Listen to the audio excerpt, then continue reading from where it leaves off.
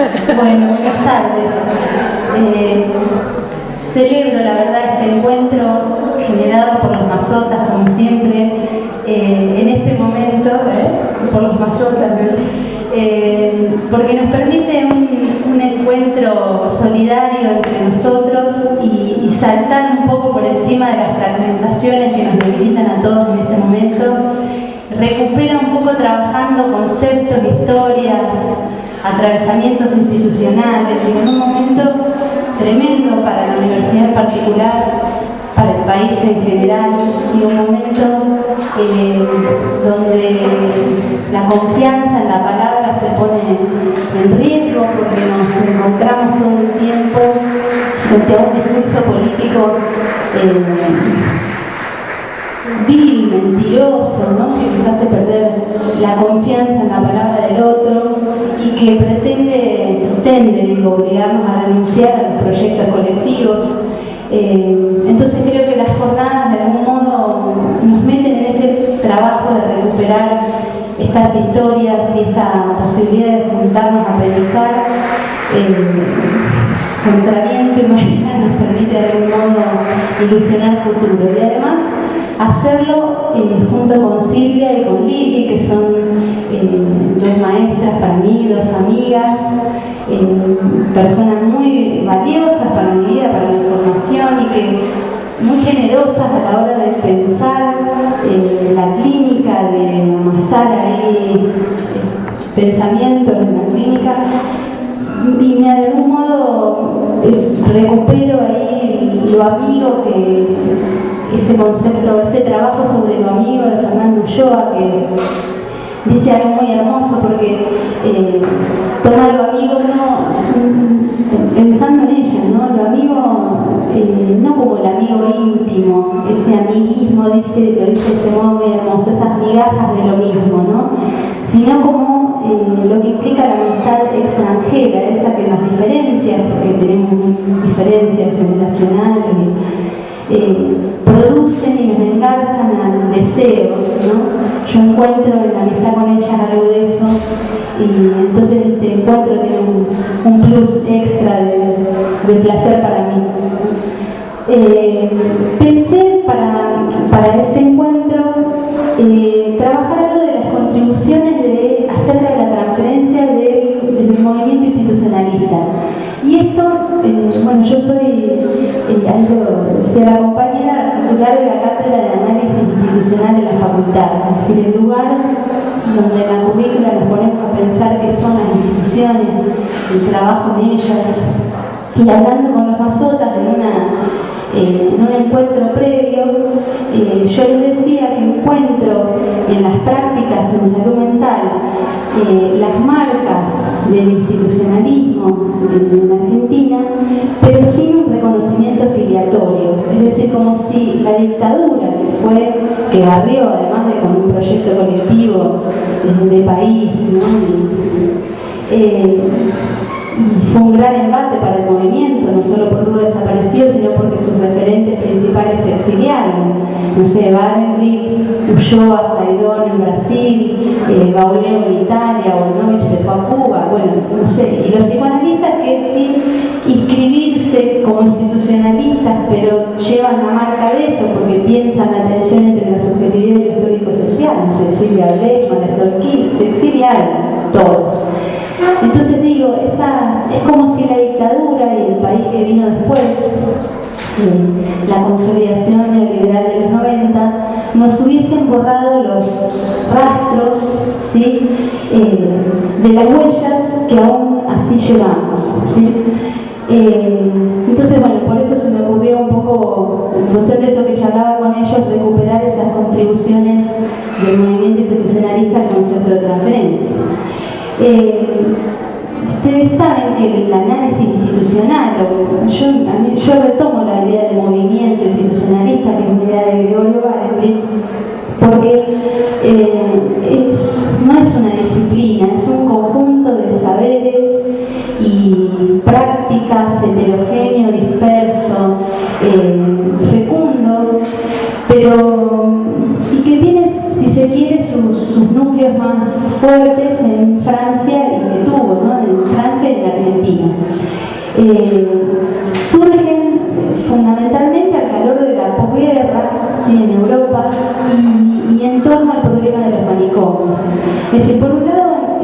social, todo el clima de la posguerra implicaba, bueno, como una de las condiciones sociales nefastas se cuestionaban, había una mayor sensibilidad social, si se quiere, las injusticias eran fuertemente criticadas y había como un movimiento de crítica institucionalizada o crítica general a todo lo instituido.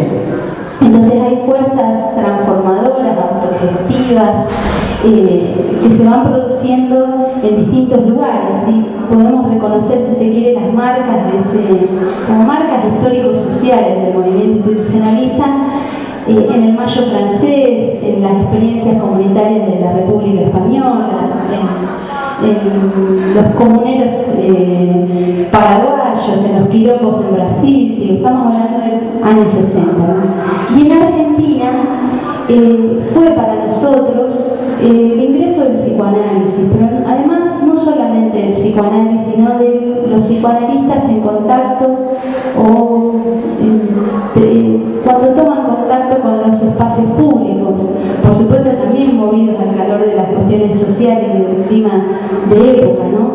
Pero fue ese contacto de los psicoanalistas con lo público, fue el servicio de psicopatología de Lanús, se llamaba Eva Perón en realidad. Es decir, fue Pillon Rivière, un poco con su psicología social, rompiendo el molde del psicoanálisis individual como único y legítimo, si se quiere, ¿no?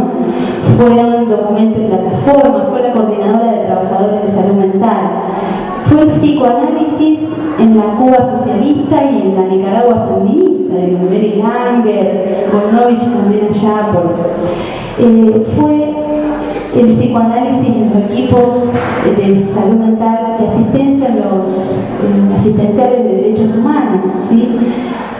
Es decir, fue al calor de todos estos movimientos que se gesta el movimiento institucionalista en Argentina, la pregunta por el trabajo en las instituciones, y se corona todo esto en el 91 con posdictadura, con un encuentro que se hizo en el Nacional Buenos Aires, multitudinario, y después de eso es como si se le hubiera tragado la tierra, ¿no? Digo, estos son como este campo, este movimiento interdisciplinario, también extradisciplinario, porque lo decía, toma un poco ese saber hacer popular de muchas experiencias que no tienen que ver con lo académico, ¿sí? Pero se nutren también de eso. Es un poco la génesis histórico-social. Si tuviese que ubicar la génesis más conceptual, les diría que si bien podemos situar muchos denominadores comunes en estas prácticas heterogéneas, el psicoanálisis es una de las fuentes fundamentales, ¿sí? Les decía que está ligada a los manicomios, al problema que surgen en los manicomios, y uno de sus fundadores, que es Félix Guattari, produce en los años, él ingresa en los años 50, pero fundamentalmente en los años 60, en la clínica Laborde, ¿sí? Ahí en el Valle de Loira, en Francia, junto con Jean Uri, empiezan a constatar, digo porque él es como el creador de esta idea del análisis institucional, ¿no? Hay otros referentes, sería injusta si dijera que fue el único, pero este concepto es fuertemente trabajado por él, y la idea de análisis institucional, de psicoterapia institucional, bueno, es suya, ¿no? Y de algún modo constatan que la locura que se aloja en los manicomios no es ajena a la forma institucional plasmada, ¿no? Es decir, encuentran que si les permiten a los pacientes administrar su tiempo, sus tareas, generar espacios de discusión y demás, se encuentran una mejoría notable y pueden prescindir de los tratamientos con electroshock, con chalecos de fuerza, de los tratamientos insulínicos, el aislamiento. Entonces, abrevan de algún modo de las teorías sociales o antropológicas de Freud. Ya esto es un analizador en sí mismo, porque supone esos textos, mencionar así esos textos freudianos como los textos sociales que no serían los imprescindibles para la clínica, ¿no? Pero bueno, este es un paréntesis. Toman fundamentalmente de psicología de las masas, y ahora sí me meto más en la idea para trabajar el concepto de transferencia, esta pregunta que se hace Freud respecto de cómo se construye una masa, ¿no? Paso rapidito por cosas que por ahí sabemos todos, pero esta idea de que una masa se forma, un colectivo, porque los sujetos proyectan en el líder su ideal del yo, ¿no? Y se conducen de tal manera que el ideal del yo colocado en el conductor ame a todos por igual, es decir, se establecen esas identificaciones horizontales de un individuo a otro, una forma de sujeto ampliado, dicen, ¿no? Con características que exceden lo individual, características que son extraordinarias, algunas útiles, benéficas y otras indeseables. Los institucionalistas dicen que allí se producen fenómenos transferenciales colectivos. Entonces, estos fenómenos transferenciales son similares a los que uno puede encontrar en la hipnosis o en las pasiones religiosas, aún así en la situación analítica, pero tienen una diferencia, y es que producen potencialidades positivas y negativas. Las positivas son que desde esta identidad común adquirida por la transferencia colectiva, da lugar a un sentimiento de poder, de reacción de consenso y acuerdo, una disposición a la solidaridad, a lo fraterno, a las manifestaciones de altruismo, una renuncia al egoísmo. Hago un paréntesis acá, porque un poco hace un momentito estábamos hablando evocando a Gilou, García Reynoso, a Marilu Peneto, a Silvia Bleichmann. Yo recuerdo que Silvia decía que una de las preguntas fundamentales respecto de los seres humanos no es cómo es que el ser humano puede matar a otro, ¿no? Sino cómo es que un ser humano es capaz de dar la vida por otro. Digo, es una pregunta, estamos intentando pensar estas cosas en un momento donde parece incitarnos todo el tiempo a la deconstrucción del semejante, ¿no? Entonces, creo que ponernos a pensar estas potencialidades de los colectivos vale la pena. Pero decíamos también que también hay potencialidades negativas, ¿no? Como por ejemplo la disminución de la capacidad racional, del juicio crítico frente al líder, ¿no? Freud dice cosas como, no sé, estar más afectos a los colores, a la forma, a la música que al concepto del discurso. Está Freud pensando también el fascismo, ¿no? No nos olvidemos de eso. Pero Freud también dice que el liderazgo podía estar colocado en una persona concreta, pero también en un concepto abstracto, en un ideal, en la patria, en la bandera, ¿no? Y bueno, los institucionalistas de algún modo les dio la pista para pensar cómo aprovechar esas potencialidades positivas de la transferencia colectiva, ¿no? Y advierten que los pacientes entonces hacían transferencias entre ellos, entre los terapeutas, pero también con la institución, es decir, con la ideología de la institución, con los modos de pensar la locura. Recuerdan que Freud piensa la transferencia la divide en transferencia tierna o amistosa, dice Valéry, o la erótica o negativa, ¿no? como resistenciales. La transferencia erótica o la transferencia negativa como esa tendencia a repetir lo mismo, dice Freud, hay como una tentativa a repetir algo del orden de lo mismo. Y la transferencia tierna, aquella que puede ser el motor de la cura, como eso que nos da la posibilidad de tomar conciencia sobre esa tentativa de repetición de lo mismo para transformarla. Es decir, los institucionalistas acentúan esto y dicen que esa transferencia tierna produce una repetición diferenciante. Está bueno. Esto vale también, ¿no? Y en las instituciones reencuentra cuentan algo de esto, es decir, todo el tiempo repetimos algo del orden de lo mismo y encontramos ahí en los hospitales psiquiátricos muchas veces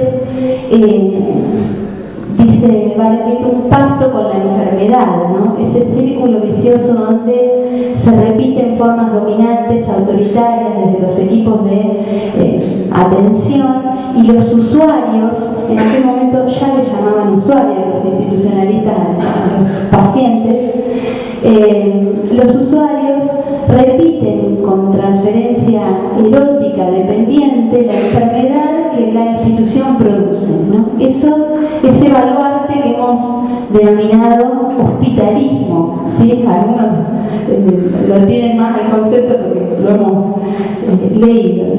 Pero por el contrario, cuando se les permitía a los pacientes participar de los procesos que los concernían, y pienso en Silvia, en esto y cuántas veces decimos esto, ¿no?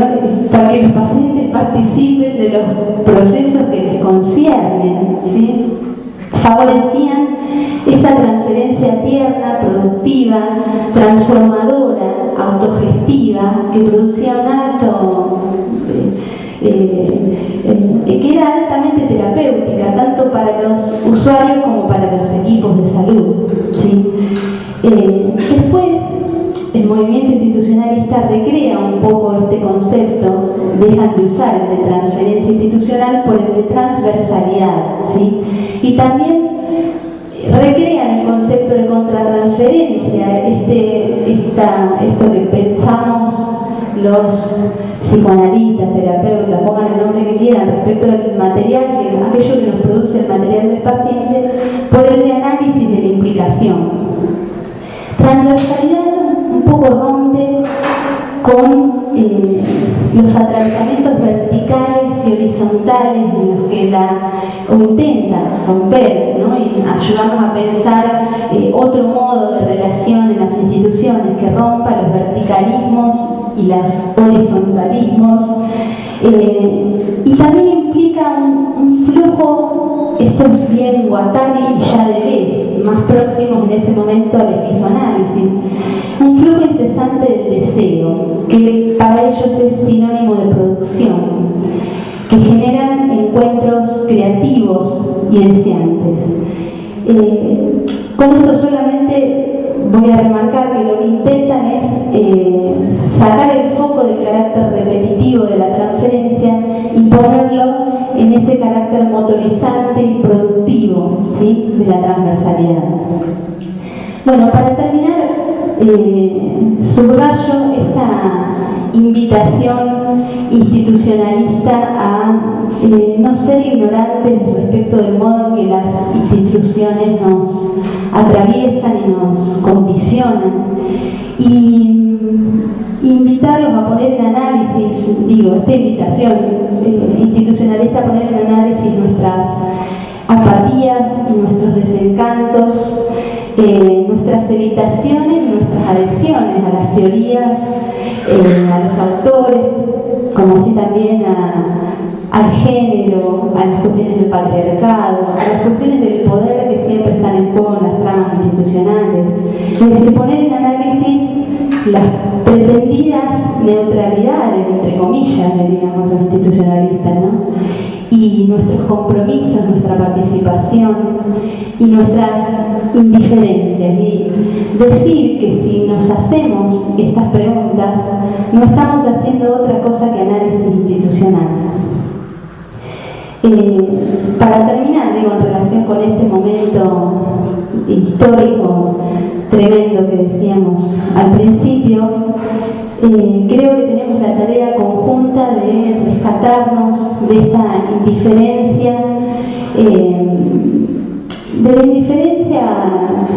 o de la sensibilidad adormecida producto de por los golpes recibidos diariamente, ¿no? Frente a un discurso que todo el tiempo nos incita a pensar que la educación pública y la salud son un paliativo para pobres.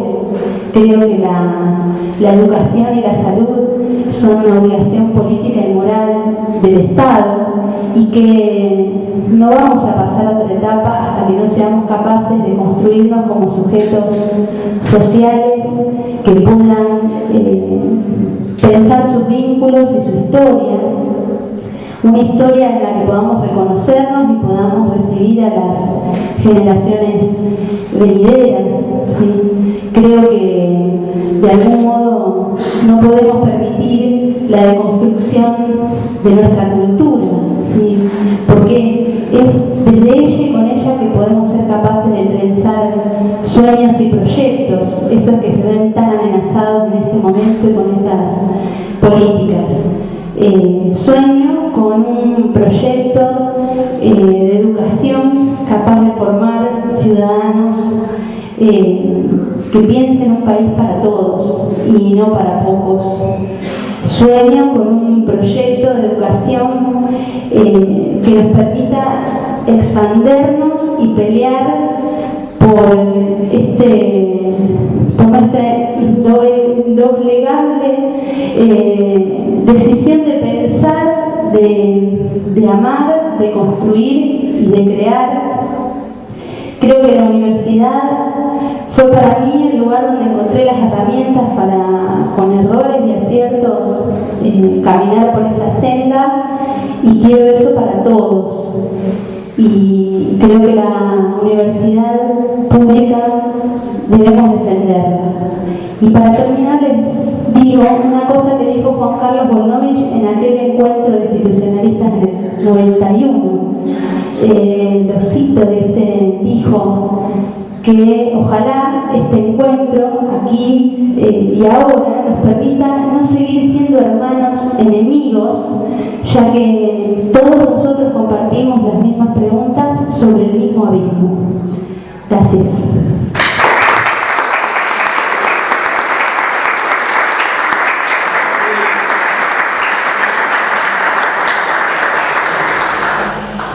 Bueno, difícil retomar dos o tres cosas que me parece interesante puntuar. Primero, agradecer a los Mazota, como dice les. Y digamos, y puntuar esto como algo,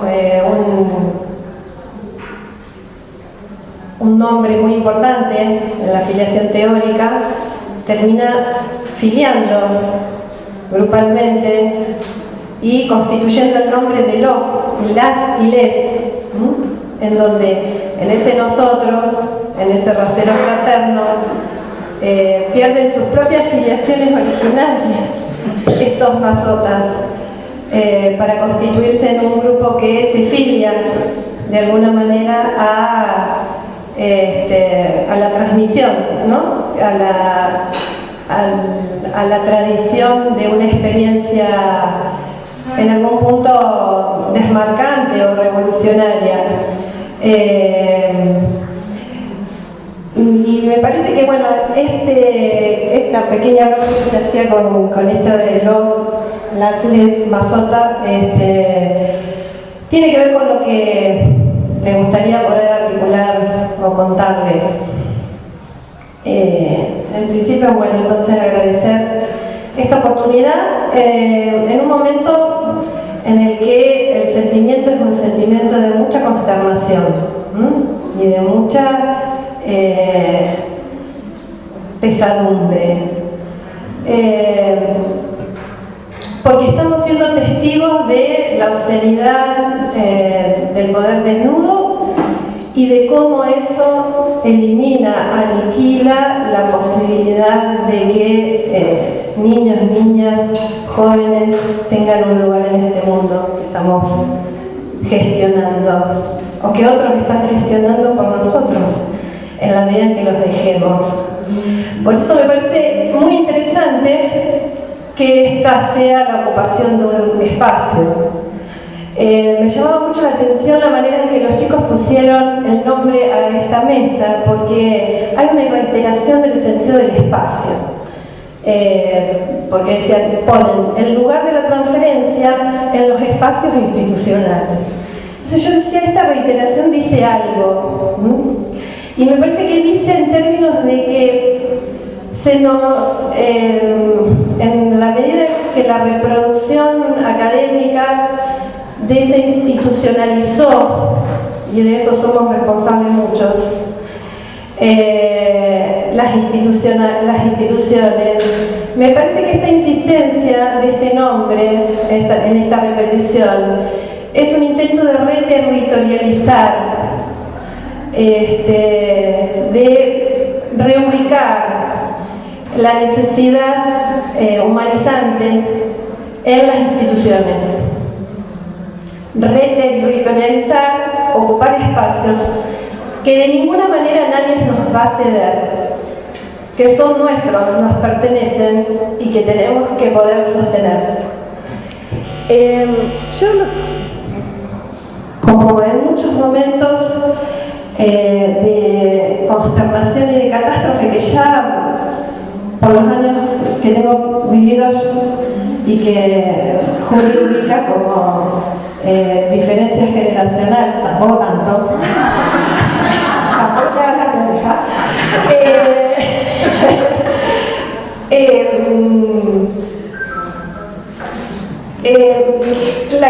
Cuando ante situación de catástrofe, no me acuerdo que decía uno acude a sus marcas filiatorias, ¿no? Y entonces, bueno, yo les quiero traer hoy algo que también es una deuda para mí y que tiene que ver con una persona que para mí es una persona muy querida, que ha fallecido en mayo de este año, que fue un puntal y una maestra, que es Xilú García Reynoso, que yo conocí a través de la experiencia atravesada en la carrera de especialización de Psicología Clínica Institucional y Comunitaria. Xilú fue alguien que participó del movimiento institucionalista en Argentina y que junto con Ulloa también generó muchas de las experiencias que los psicoanalistas pudieron instaurar extramuros de lo que en el momento en el que ellos comenzaron su práctica de psicoanálisis era el muro de la institución psicoanalítica. Bueno, entonces yo, como en realidad en este contexto de catástrofe me costaba mucho ordenarme. ¿Seré yo? Hola. ¿Viste? Soy yo. El cable, sí. ¿Y qué hago? ¿Lo tengo? Lo tenemos. Me muevo mucho yo, por eso yo tendré que pasear un ratito. Bueno, entonces quería traer algunos de los aportes que me parecen actualísimos de Xilú respecto de los porqué que nos surgen hoy en este contexto catástrofe, respecto de, bueno, esta condición de indefensión que parecemos tener frente a el golpe continuo de quienes nunca van a ceder un lugar al otro, que son los que dominan. Entonces, en principio, y siguiendo sus pasos, partiré de la hipótesis de trabajo que ella formula en 1982 sobre las instituciones. Ella dice: la institución está presente y actuante, aunque a menudo invisible, en todos los aspectos, niveles y lugares de la acción humana. Es una dimensión no transparente de toda práctica. Una propuesta sería darle algún modo de visibilidad y enunciabilidad. Y en esa búsqueda del modo de visibilidad y enunciabilidad yo voy a tratar de dar cuenta de un concepto bastante menoscabado, que no es un concepto propiamente psicoanalítico, que es el concepto de filiación, al que aludíamos, para tratar de entender algunas lógicas de las instituciones o de los espacios institucionales, como dicen en el nombre de la mesa, dedicado a las infancias. Y ubicar desde allí, hacer un punteo breve que a lo mejor después podamos discutir acerca de cuáles son los efectos transferenciales de algunas zonas que quedan mudas, que se nos hacen mudas, que se nos hacen puntos ciegos en las prácticas cotidianas,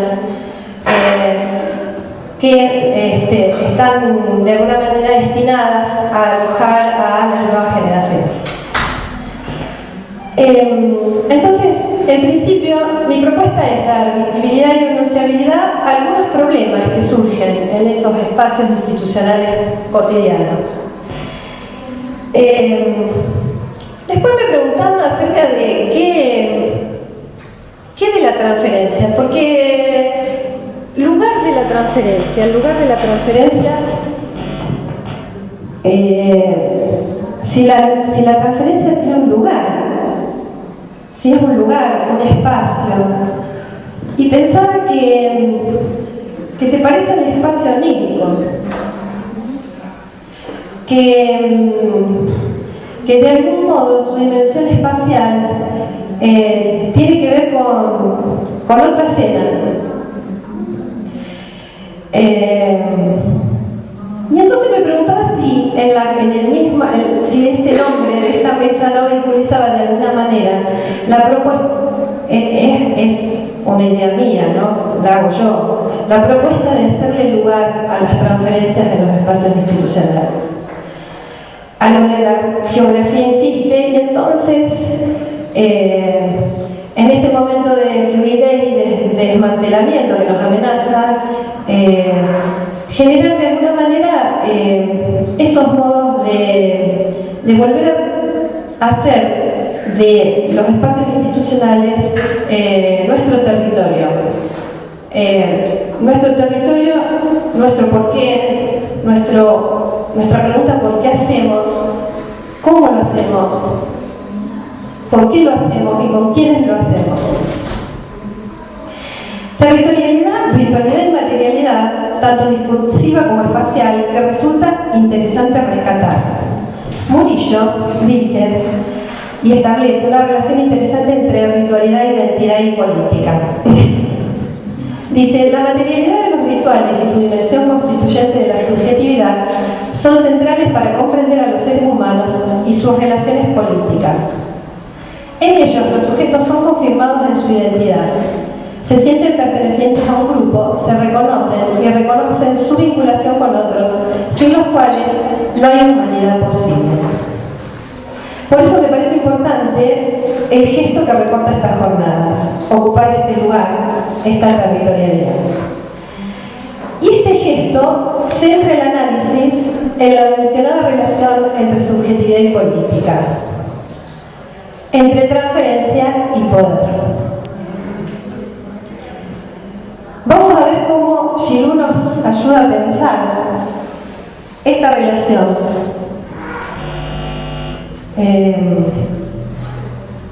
En principio, vamos a hacer una especie de repaso, que ya hizo un poco a vuelo de pájaro, porque ya me parece que Juli planteó esta definición freudiana, que Freud plantea en el texto de Porvenir de una ilusión, en la que se dedica al análisis de la Iglesia y dice que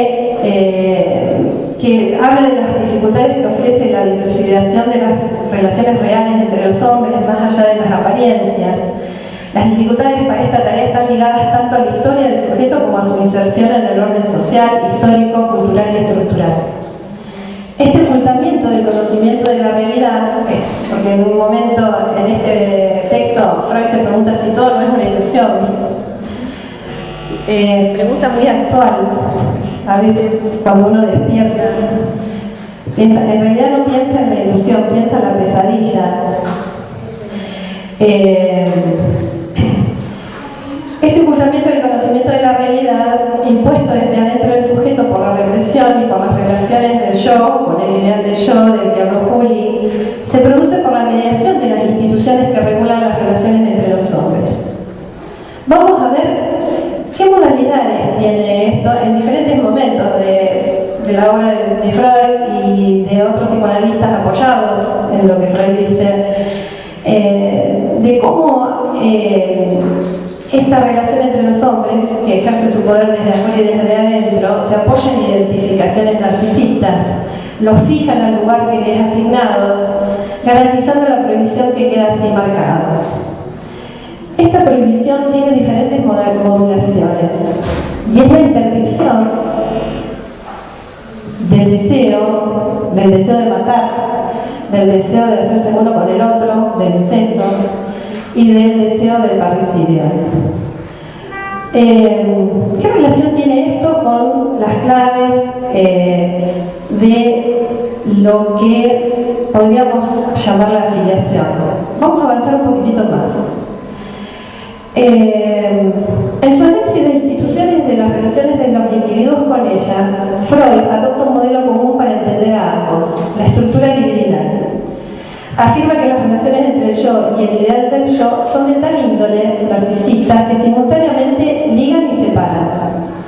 Ligan a los individuos entre sí y con las instituciones a través de la relación del líder, o los padres, o las relaciones familiares, diríamos, los subrogados del padre.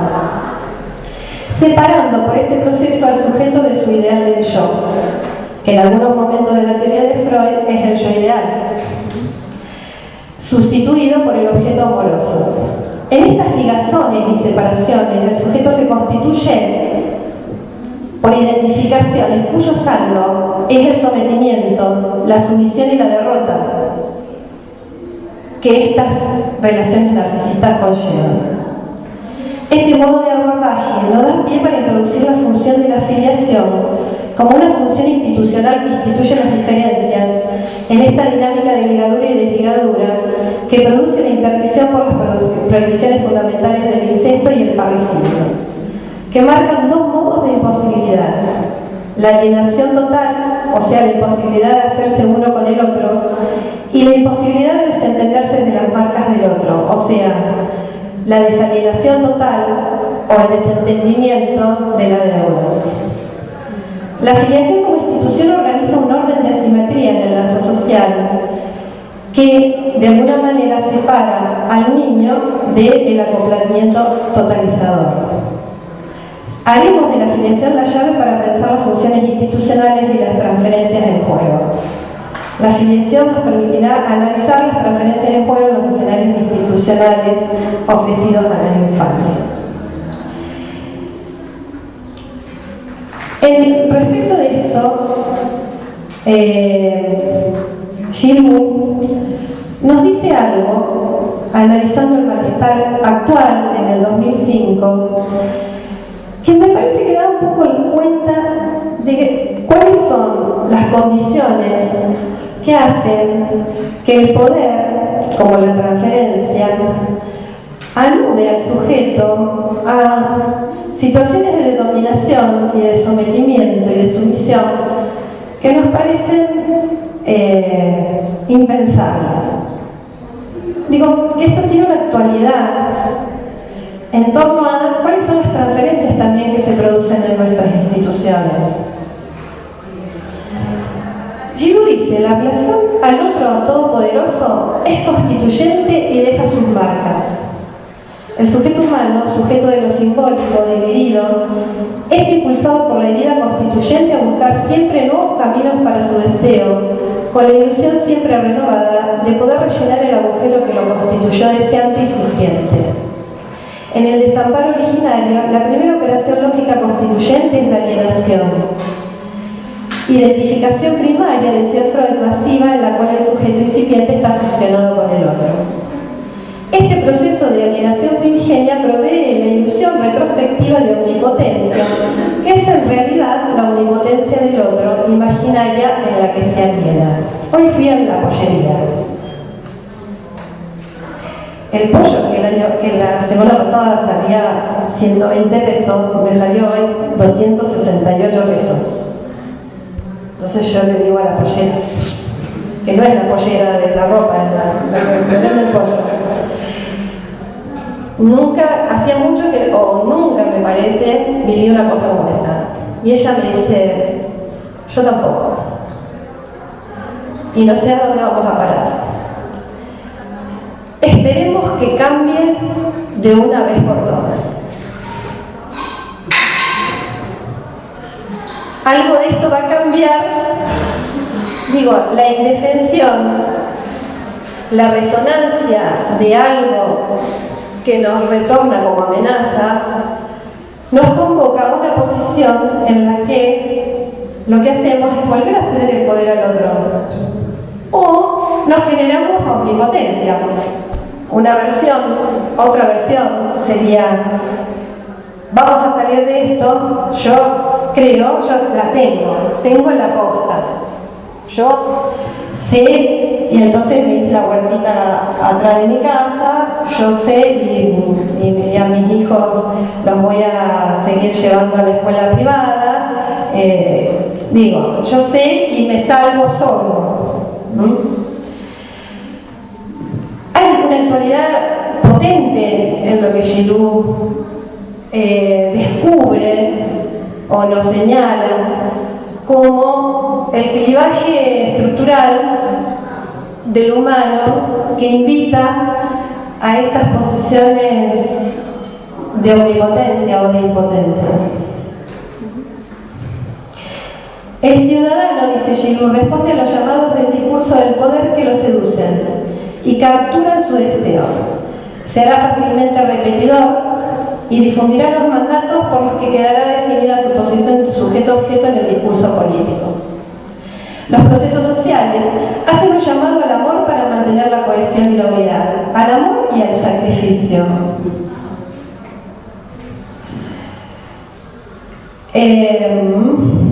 Y la contraparte del amor es el odio. Amor a muerte, que se tratará de dirigir hacia todo lo que sea otro y que amenace la unidad. Otro cuomo, otro boliviano, otro. Estos procesos forman parte de los procesos normales, dice Gilou, o más bien de normalización, que tienen su precio. El proceso de constitución subjetiva es frágil y está lleno de riesgos. A través de las ofertas de identificación, el que tiene el poder de suscitarlas obtiene obediencia y sacrificio. El mayor problema para el poder, ¿cuál es? La desobediencia. Como sujeto de deseo puede ser incontrolable, disolvente y explosivo para el orden. Bueno, me parece que ha dicho mucho Gilou. Y hay en algún punto algo de este llamado a la desobediencia que me gustaría incitar en este panel. A la desobediencia que sin ninguna duda nos trae muchos obstáculos, que nos trae muchos problemas, conflictos con nosotros mismos y con los demás. ¿Cierto? Doy fe que acá. Hacer lugar al análisis de las transferencias institucionales constituyendo una práctica clínica, es decir, construyendo condiciones de posibilidad para su análisis. ¿Se entiende la relación entre clínica y transferencia? Porque transferencia es siempre, ¿no? El análisis de la transferencia es lo que nos da las claves para poder incluirnos en una escena, no salir, ¿no? De una manera que pueda también incluir la diferencia en esta repetición, sin hacer de eso la ilusión de llegar a ningún puerto. Porque dijimos que el movimiento es de alienación y separación, ¿no? O sea, a la separación le sigue la alienación, no necesariamente la separación es un puerto, sino caeríamos nuevamente en la ilusión. Volviendo de nuevo a Gilou, ella articula política, instituciones y transferencia diciendo: el campo de la transferencia, disculpen que les lea, ¿les aburre que les lea así? La de Gilou. El campo de la transferencia es un campo de poder semejante al poder hipnótico y los fenómenos de masa. En él se encuentran como obstáculo y como instrumento los aspectos de sujeción y sugestión que reinan en aquellos. Lo que hace la diferencia es la posición y la función del analista, que dispone ahí de un lugar privilegiado para desmontar, deconstruir las relaciones del sujeto al poder. Vamos a ver cómo se construye ese lugar privilegiado, ¿no? Porque, digamos, el lugar del analista es un lugar privilegiado, es un lugar, es una función, es un efecto discursivo. Porque si no, le damos encarnadura a un personaje en una escena que pareciera ser que está atornillado a su función, volviendo así a la ilusión de totalización. ¿Y el privilegio cuál es? Y el privilegio es la cara de nada, qué sé yo, no sé si hay algún privilegio en esta función. ¿Vos qué decís? ¿Vos qué sos analista? Usted también. Hay muchas alienaciones posibles en el 1 a 1 del dispositivo analítico, dice Giroux, donde la función del testigo debe ser preservada luchando contra las tentaciones del narcisismo y los espejismos del poder. El campo de transferencia redita las condiciones de la estructura subjetiva en el campo del otro, en las cuales es la desproporción del poder desmesurada. Anuda varios temas que articulan los bordes de la clínica en la frontera de lo subjetivo y lo político. La creencia y el amor, el problema de la ley y de lo religioso, el poder político y las instituciones. Bueno, dada esta rápido transcurso por algunos aportes de Giroux que son jugosísimos y que yo los invito a visitar. Ella no ha escrito mucho, pero lo que ha escrito es realmente muy valioso y además tiene una actualidad impresionante, ¿no? Muchos de los párrafos que yo les he leído han sido de 1982 o anteriores. Bueno, ¿en qué nosotros podemos tratar de... no sé cuánto tiempo tengo? Muy poco. Bueno, voy a puntuar. ¿Qué podríamos puntuar más o menos de pensar y analizar las transferencias que se generan en espacios institucionales, retrabajados, traídos a la cotidianeidad por el esfuerzo de pensar con otros sobre lo que hacemos, cómo lo hacemos y por qué lo hacemos, que permite, de alguna manera, dar visibilidad y enunciabilidad a unas mudas de las que hablábamos en estas relaciones y ligaciones narcisísticas, donde el sometimiento y la sumisión siempre es una invitación tentadora. Podríamos puntuar más o menos de este modo algunas declinaciones en esos lugares que nos dejan mudos o que dejan el movimiento, el intervalo necesario para que emerja el sujeto en un lugar de emisión. El abuso y el horror que genera respecto de las infancias, ¿no? El abuso y el horror que genera y lo reproduce impidiendo interrumpir lo que tendría que no haber ocurrido. 2. Estos se pueden intercambiar y mezclar. Después voy a darles algunas puntuaciones de ceremonias mínimas o de pequeñas escenas institucionales. La desresponsabilización de los adultos frente a los niños. 3. El ofrecimiento oblativo, donde alguien se promueve como salvador del otro o sustitutivo de algo que falta. Historia sin sujeto. 5. Constatación de lo que no hay. 6. Intento de sofocamiento de la angustia. Una escena. Una asamblea de jóvenes alojados en residencias institucionales. Y la pregunta de uno de ellos, referida al abuso. ¿Qué pasa cuando un grande se zarpa con un chico? La única propuesta que se hizo en esa escena y que se reconstruye en el retrabajo es un silencio. Todos quedan enmudecidos por la pregunta. Adultos, jóvenes y niños. Como efecto, niños y adultos quedan emparejados por la indefensión, la no respuesta y el desvalimiento. Como propuesta, lo que pudimos construir en función de ver cuál es el efecto que tiene ese emparejamiento para volver a ponernos en la institución de infancia que nos cabe como adultos frente a los niños, es la propuesta de que la prohibición del goce en términos de apoderamiento del cuerpo del otro debe ser siempre enunciada, por lo menos enunciada, sino denunciada. Es una forma de que todos, adultos y niños, estén subsumidos a la que nadie es dueño de hacer eso. Una forma de instituir lo prohibido como discurso que sobrepasa a todo sujeto.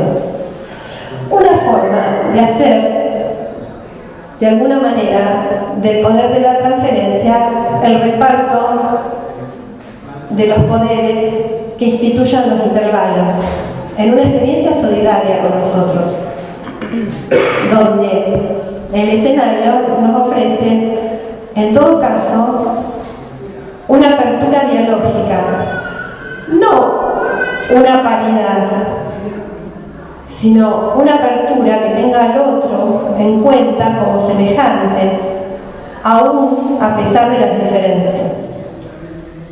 Cosa que el dispositivo analítico individual muchas veces dejó de lado, haciendo del manejo del poder no la suposición de un supuesto saber, sino la encarnación de un saber supuesto. ¿Qué sucede cuando los acompañantes que sosteniendo un lazo respetuoso hacen hacia un joven o a una joven se encuentran en la puerta de la casa del abusador esperando a la joven que salga sin poder interrumpir la escena y sin poder apelar a otros? ¿Qué sucede cuando la admisión institucional deviene mecanismo burocrático administrativo y entonces son dos entrevistas y luego el tratamiento individual? Esto pasa en espacios públicos. Ahí hay una burocratización de lo clínico. En lugar de que un pibe se encuentre con un acto clínico que de disponibilidad se encuentra con un trámite burocrático. Repensar en qué nosotros sostenemos y cedemos el poder que nos concierne, no solamente como analistas, sino como parte de esa escena, es una manera de dar enunciabilidad y visibilidad al lugar de la transferencia de los espacios institucionales para instaurar que esa transferencia sea en función de lo que yo decía, la ternura, el miramiento por el otro, en función de que en cada acto, en cada movimiento, nosotros podamos volver a reinstaurar, porque seguramente lo perderemos, la posibilidad de apertura dialógica, de experiencia solidaria con nosotros, no solamente con los niños llamados a compartir esas experiencias solidarias con nosotros, sino también con nuestros compañeros, porque si hay compañeros, si hay posibilidades, se amortigua el peso y no se coagula el poder en cada uno. Y entonces las transferencias pueden ser múltiples. Y cuando hay transferencias múltiples, hay múltiples posibilidades de lazo.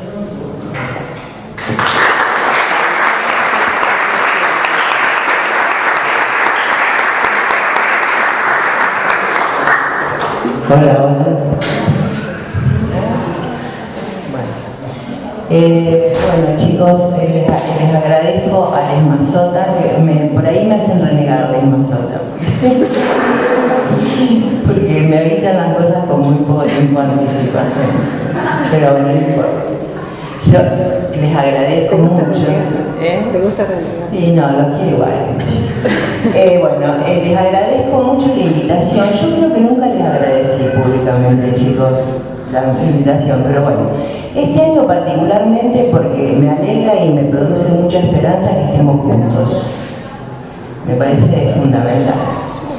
Debido, bueno, a esta cuestión del tiempo por ahí, pero mucho de las ganas, yo voy a hablar de la transferencia en las instituciones psicoanalíticas. Porque tiene que ver con mi experiencia, por eso para mí es un honor estar con las chicas hoy, a pesar de las diferencias generacionales que yo acepto.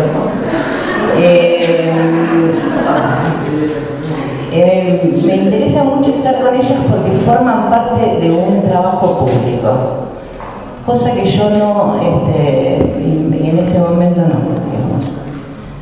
Y entonces me parece fundamental, pero también yo quiero destacar lo fundamental que son las instituciones psicoanalíticas, que he estado en varias, especialmente en dos, más de 30 años cada una, no tengo 120, estuve paralelamente en el Instituto de la Familia, que era, digamos, el lugar donde en la época del proceso estábamos todos, sistémicos, psicoanalistas, terapistas breves, y hablando de transferencia,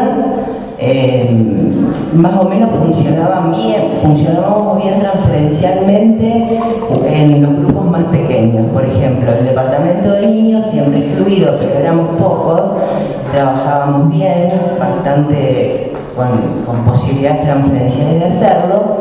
El grupo de adolescentes también, el de adultos era un quilombo y las asambleas mucho más. Pero era muy importante para nosotros encontrarnos sin tener demasiado miedo de que la cana caiga, porque la otra formación psicoanalítica que teníamos eran los pequeños grupos escondidos, digamos. Y después la otra institución psicoanalítica que para mí fue muy importante, digo fue porque hace un tiempo que no estoy más, es Espacio Psicoanalítico. Y yo más o menos tomándome de la experiencia de Espacio querría decir algunas cosas. Primero aclararles que yo tomo, cuando fui digo, bueno, ¿desde dónde tomo las cosas? La voy a tomar desde la primera experiencia que tuvimos en Espacio después de una separación, con un grupo de gente que después voy a explicar más. Y después digo, bueno, voy a trabajar los 20 años de Espacio que tenemos escritos, porque a partir de ahí para mí fue el principio de un fin de una modalidad de trabajo. La negación me jugó una mala pasada y los escritos primeros son del 89-90 y los escritos segundos del 2001-2002. Y estamos en el año 2018, o sea que no lo hice a propósito, pero me salió así. Del año 2001-2002 de esa experiencia, porque en realidad Espacio se funda al año de la muerte de Lacan, en el 82. Yo en ese trabajo de final de experiencia, porque terminábamos, la experiencia duraba 2 años, nos reuníamos y hacíamos los trabajos finales y los publicábamos. Yo trabajo sobre el trauma en el sentido más clásico, es decir, cuando una cantidad de estímulos sobrepasa el aparato psíquico y sufre desequilibrios y anormalidades, por 2 razones fundamentales. Una es que imprevistamente muere mi analista, el único que había tenido hasta ese momento de muchos años, y la otra cuestión fueron los avatares del 2001. Yo voy a leer un pedacito de ese trabajo que tiene que ver con el segundo trauma del que les hablo.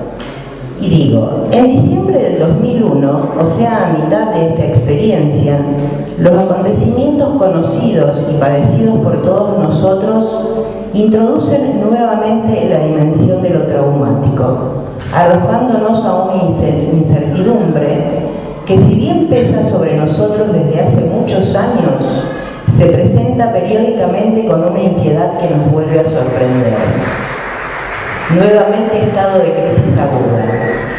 En Espacio se manifestaron problemáticas latentes como el dinero y la deuda, entre otras, no desconociendo, como analistas, el valor de equivalencia y metáfora que ambos poseen en la fundación del inconsciente.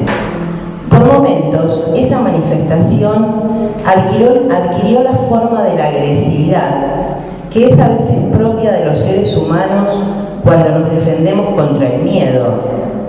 Tal vez por momentos tuvo la connotación de la hostilidad primaria que amenaza, como dice Freud, la disolución de la sociedad culta. La cuestión sería preguntarnos si las circunstancias que provienen de afuera, traumáticamente, y son comunes al analista y al analizante, nos colocan en una situación de más vulnerabilidad, de mayor riesgo al tomar el señuelo y anhelar acceder al servicio de los bienes, a desear lo imposible, a conmover en sus cimientos el deseo del analista. El paso por este cártel de dirección, que así estaba armado espacio, tenía un cártel de dirección, me permitió, entre otras cuestiones, aprender por experiencia la importancia de la dirección en cártel, ya que si la misma hubiera estado en un grupo destinado a la administración, habría hecho más difícil la labor de tramitación de las mencionadas circunstancias. El interés por la comunidad de trabajo persistió con sus avatares para hacernos avanzar hacia la disolución que nosotros nos dábamos cada 2 años, pero no la disolución de la que habla Freud, de la cuestión de la disolución de la sociedad culta. Otra de las cosas que he aprendido es que la dirección circula verdaderamente por el agrupamiento, ya que los temas cruciales que mencioné como problemática no se podrían ir resolviendo sin la intervención que dirige desde cada cártel, en cada reunión general y en cada actividad que se lleva en espacio. La incompatibilidad del deseo y la palabra torna imposible la transmisión, salvo en el propio acto analítico de nuestra praxis que tiene como condición la suspensión de todo conocimiento científico, el rechazo del interés por toda palabra que no sea la que proviene del paciente, la exclusión de toda teoría que no sean las sexuales infantiles. El único texto útil es el del paciente, que es el único que sabe. Con esto tratábamos de ayudarnos para poder sostenernos en nuestras prácticas magras en plata, y realmente nos ayudamos mucho. Yo quiero decir cosas muy simples sobre la transferencia para no repetirnos y porque a nivel de conocimiento seguramente si son estudiantes la facultad ya les ofreció mucho y nosotros ya estudiamos un montón, pero quiero tomar de Freud un rasgo y que es que la transferencia primero que tiene que ver con una cuestión no de objetos sino de valores. En términos de la psicología, no del psicoanálisis, pero sirve para pensar. Quiero decir, por ejemplo, cuando decimos transferencia de una propiedad, es decir, transferencia de un valor. Pero de Freud quiero tomar lo que nos atañe y nos atraviesa a todos los seres humanos neuróticos, y es la posibilidad de transferir la libido hacia un objeto.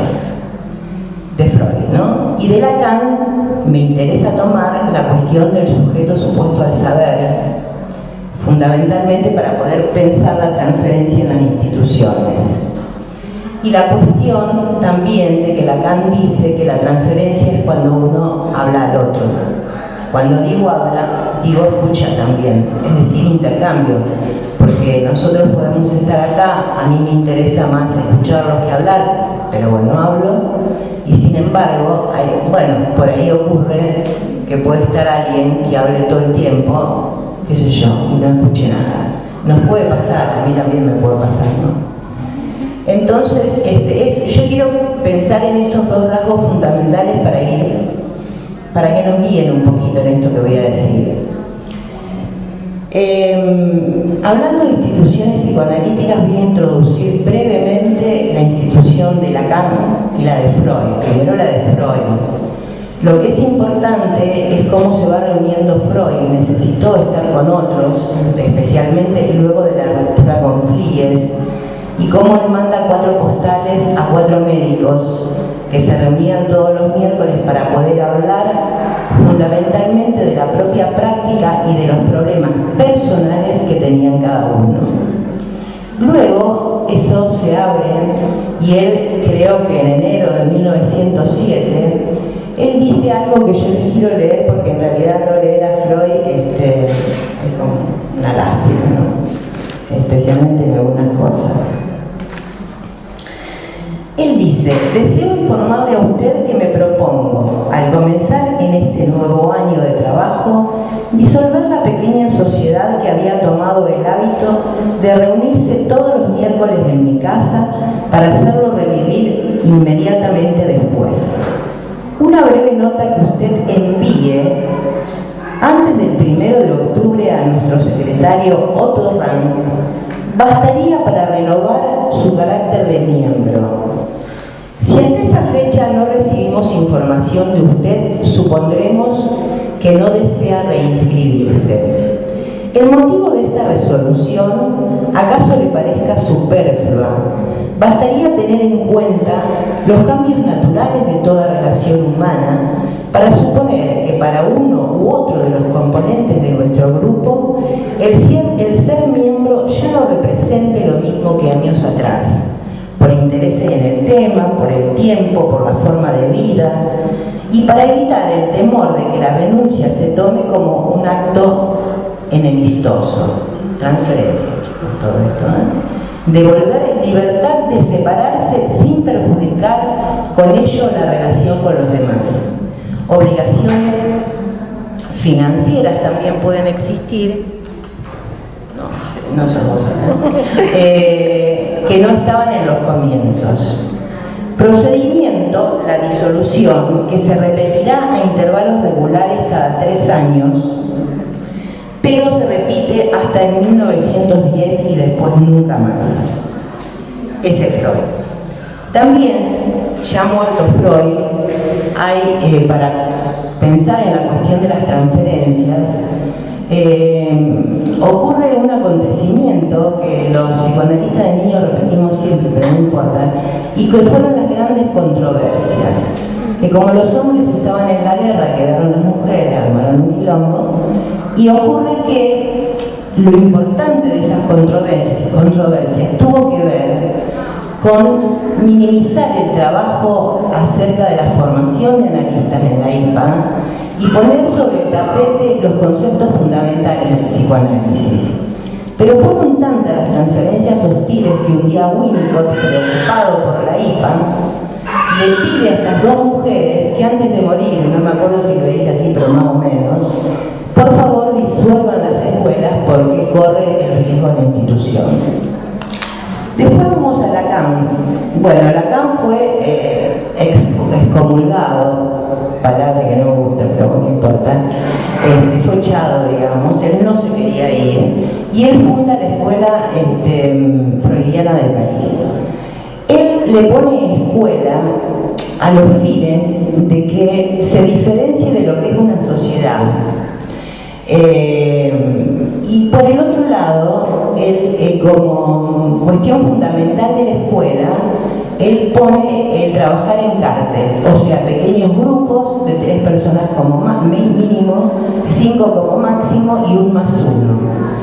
Esto es fundamental y fue fundamental para nosotros en Espacio, y es una lógica que yo continúo como pensando en ella todo el tiempo que trabajo en cualquier lugar, porque he trabajado en varias instituciones, pero me sirve aún para aquellos que no esté enunciado de esa manera. Porque es importante, porque ahí lo que él permite es la experiencia, por un lado de la permutación, por el otro lado la cuestión del pasaje de la función, con la cuestión del más 1, porque lo que se hace es tratar de evitar las jerarquías, las jefaturas y los liderazgos. No para hacer algo del orden de una cuestión horizontal o totalmente democrática, no se trata de eso, sino que se trata de la cuestión de poner en juego la necesidad de la caída y de la no encarnación del sujeto supuesto al saber. Eso es absolutamente fundamental. Luego, en realidad, la institución fue teniendo problemas, como todas tienen problemas, y él decide disolver, por eso lo llama que la solución es la disolución. Y él ahí lo que va a trabajar es la cuestión, él dice, el hombre es débil cuando se pone rabioso, y yo me puse rabioso y fui débil, y fracasé.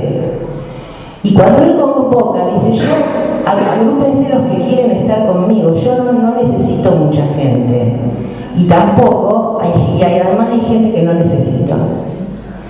Entonces, y es verdad eso, uno hay gente que no necesita, por supuesto. Y por el otro lado, lo que es... Menos uno. Menos uno son. Claro, no, porque el menos uno es una función importante, no sirve. No hacen función, porque esto de la función es muy importante.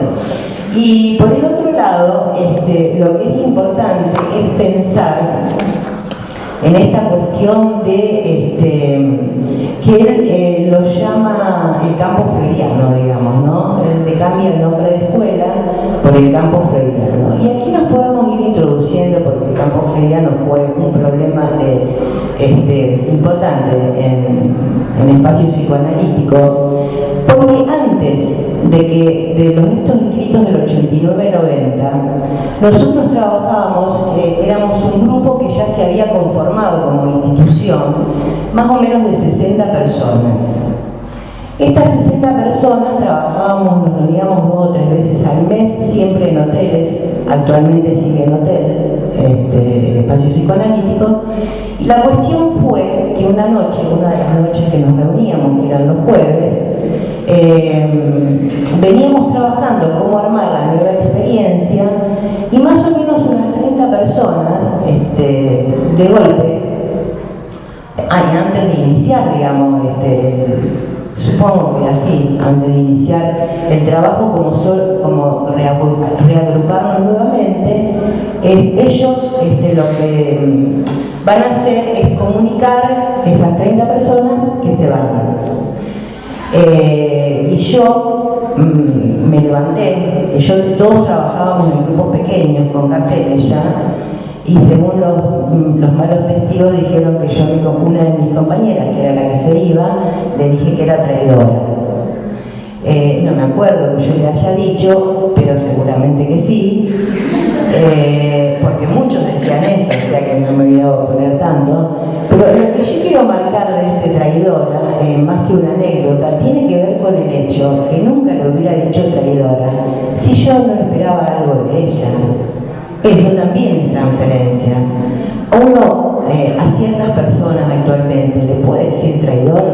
No, a mí no me traicionaron, para nada. Quiero decir, ¿cuánto juegan en las transferencias las cuestiones amorosas? Por lo tanto, esta cuestión del modo de formación de espacio estuvo siempre al servicio, no siempre fue éxito, fue fracaso también, de tratar de evitar la cuestión no de que no haya ideales, sino de que ese que se presenta como ideal no crea que es el ideal, por un lado. Y por el otro lado, algo mucho peor todavía, que Lacan trabaja muy bien en la lógica, es la cuestión de no confundir lo que es la identidad de la identificación. Es decir, una cosa es decir A es A, con lo cual hay una identidad, que decir A es igual a A, con lo cual podríamos hablar de identificación. Y ahí entonces retomo rápidamente lo que las chicas dicen acerca de lo que es el yo ideal, yo soy ese que está ahí, al ideal del yo soy como ese. El cómo ya ingresa una cuestión lúdica identificatoria fundamental para poder hacer circular esta cuestión, que yo me pregunto, ¿es válido hablar de transferencia institucional fuera de la acto analítico, es decir, de hablar de transferencia fuera del acto analítico, sí, si no nos confundimos con la neurosis de transferencia. Pero tiene la transferencia institucional como la base fundamental de lo que es la transferencia del acto analítico.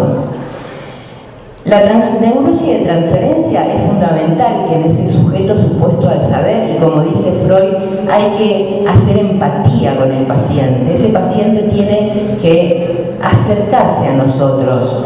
Por eso nosotros los analistas de niños tenemos tantos problemas cuando hay tantos terapeutas, psicopedagogos, fonobiólogos, neurólogos, y no sabemos qué hacer para dirigir absolutamente, no es mucho decir absolutamente, lo mejor posible esa cuestión transferencial. En las instituciones, la transferencia tiene que multiplicarse, la transferencia tiene que ir pasando, no tiene que quedar, porque no tenemos elementos fuera del acto analítico de trabajar la transferencia en pos del progreso. Les digo rápidamente, tengo tiempo, 5 minutos, rápidamente les digo, la cuestión de espacio psicoanalítico se conformó así. Trabajo en carteles, cartel de dirección, reunión general, intercambio con otros. Pero esos tres elementos, el cartel de dirección y la reunión general, estaban pensados borromeicamente, es decir, a nivel de lo que es un nudo borromeo. Y por el otro lado, el cartel de dirección estaba pensado desde el punto de vista tórico, es decir, lo que Lacan trabaja topológicamente el toro, que es un cilindro, ustedes sabrán, que se cierra, pero lo importante de eso es que el cartel de dirección estaba bajo las generales de la ley de la institución, es decir, teníamos que exponer y descentrarnos narcisísticamente como todos los carteles en el cielo abierto, es decir, en el conjunto de la reunión general. Eso fue fundamental porque el paso de la demanda permanente que se produce en los carteles y que se produce al cartel de dirección permitía que algo del orden de la producción, digo algo porque nunca es todo, surgiera para poder progresar en mantener esa institución al servicio de lo que es mantenernos a los analistas en nuestra praxis. Por eso no había dirección administrativa. Lo administrativo se minimizaba en pos de que circule el discurso psicoanalítico. Hay problemas porque en realidad también el nudo Borromeo, no nos olvidemos que es tomado del escudo de la familia Borromeo, donde era necesario que siempre existiera uno en la curia, uno en el ejército y uno en la banca. Con lo cual, digamos, nosotros teníamos que zafar de semejante ambición, nefasta para el psicoanálisis, pero sí lo podíamos tomar a nivel de lo que era significante respecto de cómo lo toma Lacan. Una vez, a mí en realidad, a ver, me cargan porque me dicen muchos psicólogos en tu familia, ¿no? Y yo digo, bueno, ¿qué le va a hacer?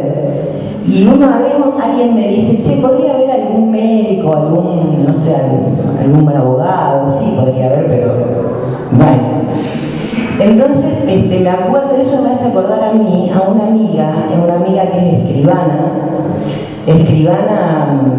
de las escrituras de las tierras de la Pampa húmeda, así que imagínense, digamos, una chica que está muy bien económicamente, tiene 2 hijos varones, y entonces me dice a mí, al contrario de otros, qué suerte que hay tantos psicólogos en tu familia. Le digo, me decís lo contrario de todos.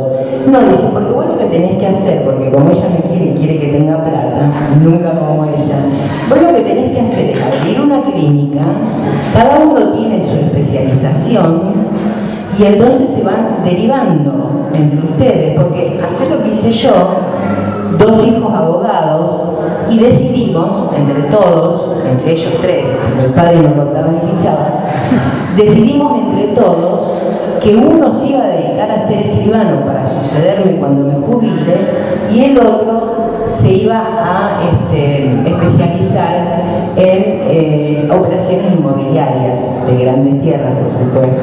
Entonces yo le dije, mirá, no, fulanita, nosotros tenemos, le expliqué un poquito lo que era, digo, para cómo somos todos psicoanalistas, entonces, o queremos ser los que todavía no son. Entonces le expliqué un poco de lo que era la abstinencia, el cuidado en las derivaciones, lo que era la endogamia, lo que era que no podíamos poner una clínica y ganar mucha plata. Y entonces le digo, a nosotros ser todos psicólogos en ese sentido no nos favorece mucho. Ella insistía, pero bueno, con esto ¿qué quiero decir? Con esto quiero decir de la cuestión de que la apariencia de la diferencia no garantiza la identificación al rasgo. Yo no sé cómo nos dirá nuestra familia, pero bueno, que uno esté en la banca, el otro en la curia y el otro en el ejército, en realidad eso está al servicio de una cuestión de identidad, no de identificación. Ya está, chicos. No.